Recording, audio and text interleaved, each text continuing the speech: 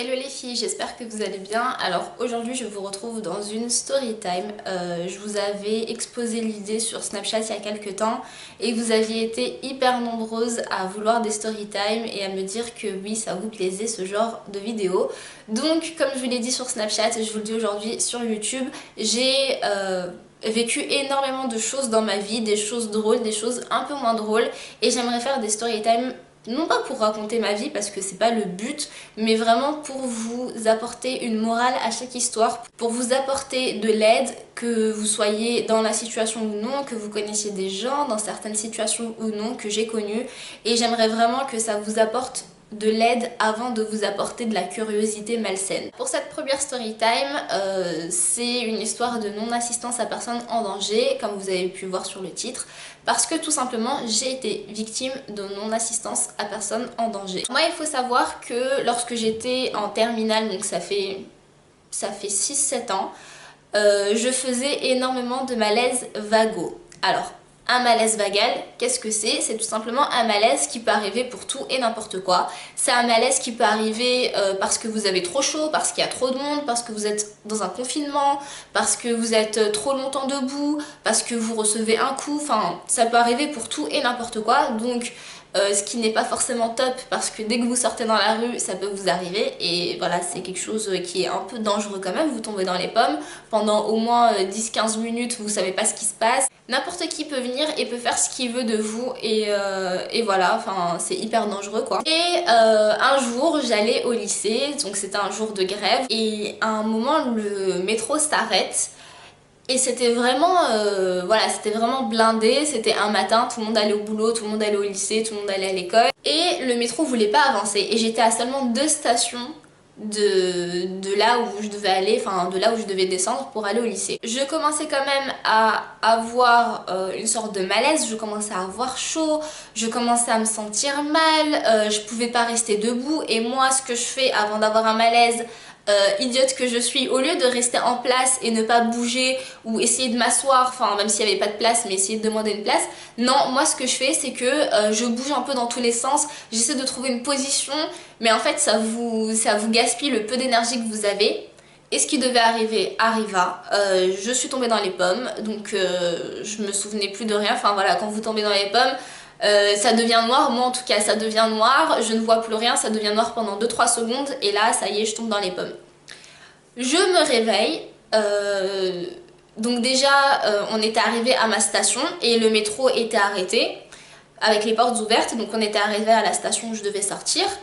J'étais par terre, mon sac était à mon bras, et je regarde autour de moi, il y avait très peu de personnes maintenant dans le métro, mais il y avait quand même un peu de personnes, et je vois que les gens sont assis et personne n'est autour de moi. Alors je dis pas ça, enfin, je dis pas ça dans le sens où j'aurais voulu qu'il y ait des gens autour de moi, mais au moins une personne pour me dire est-ce que ça va. Enfin, j'étais jeune fille, c'était le matin, je viens de faire un malaise et personne autour de moi. Et là ça m'a choquée, mais vraiment. Et je regarde les gens et j'étais perdue parce que même moi je venais de me réveiller d'un malaise, donc je savais même plus où j'étais, je savais même plus ce que je faisais. Et ça m'avait choquée, et j'étais là, je regardais les gens, et vous savez quand les gens vous regardent, mais dès que vous les regardez, ils tournent leur tête et ils essaient de pas vous regarder, ils essaient de pas croiser votre regard, et c'est exactement ce qui s'est passé. Et les gens étaient là en train de tourner leur tête à chaque fois que je les regardais, et je me suis dit mais c'est quoi ce bordel? Et pourtant c'était pas forcément des jeunes, ou non, il y avait pas mal d'adultes, il y avait des gens, il y avait des mamans, il y avait, je sais pas, il y avait plein de monde, et personne n'était là autour de moi, personne n'était là à me dire est-ce que ça va.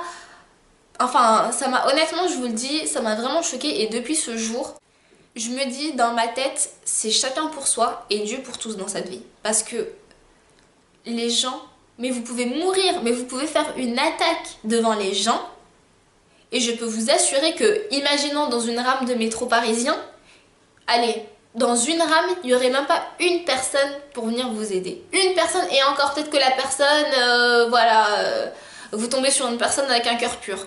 Mais si c'est pendant une heure de pointe, c'est même pas la peine. Les gens vous laissent par terre, et ils font même exprès de vous pousser, ou je sais pas, de vous mettre sur le coin pour pas que vous les dérangiez. Et donc, lorsque je me réveille, je vois qu'on est arrivé à ma station, comme je vous l'ai dit.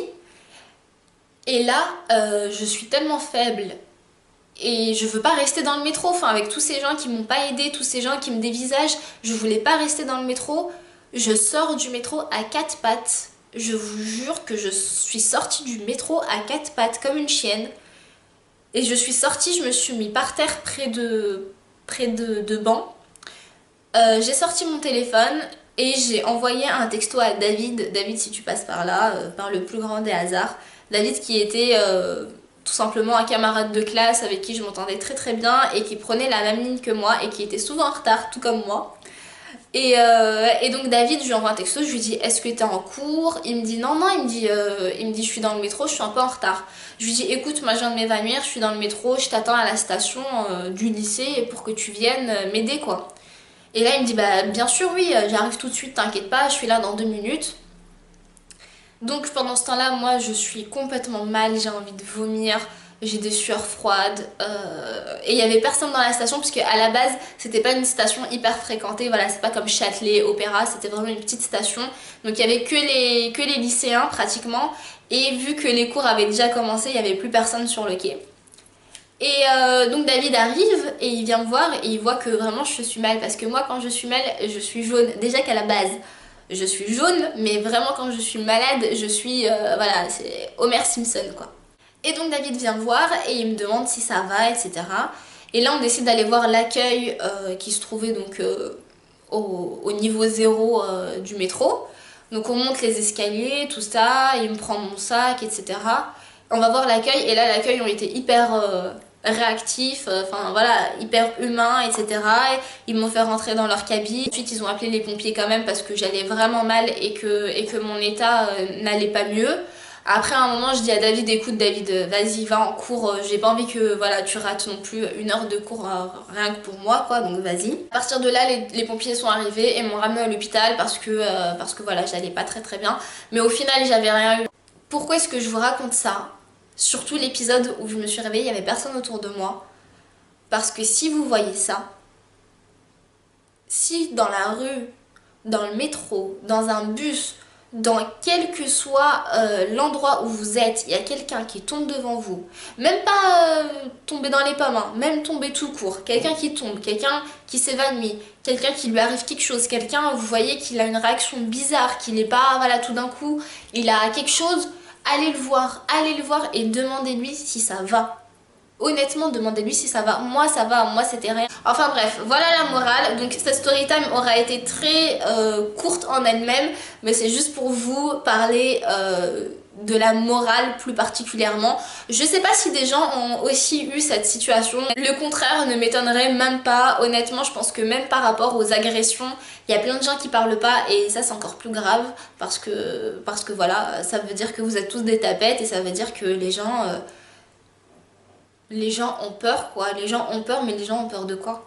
N'hésitez pas à me dire si vous trouvez ça normal, peut-être qu'en fait, parfois je me dis peut-être que c'est moi qui suis pas normale, donc n'hésitez pas à me dire si vous trouvez ça normal, si ça vous est déjà arrivé, si vous-même vous avez déjà vu des choses et vous n'avez rien fait, et dites-moi pourquoi aussi, ce serait bien qu'on crée un débat sous cette vidéo, pas un débat fait juste pour insulter les gens, je veux pas d'insultes hein, dans les commentaires, je veux juste un débat constructif, pourquoi est-ce que des gens font ça et qu'est-ce qu'il faudrait faire pour changer l'état d'esprit des gens. Alors comme je vous l'ai dit, c'est pas une vidéo hyper drôle, hyper joyeuse, mais j'espère qu'elle vous plaira quand même et j'espère que vous aurez beaucoup appris dans cette vidéo et je vous dis à très vite dans une nouvelle vidéo.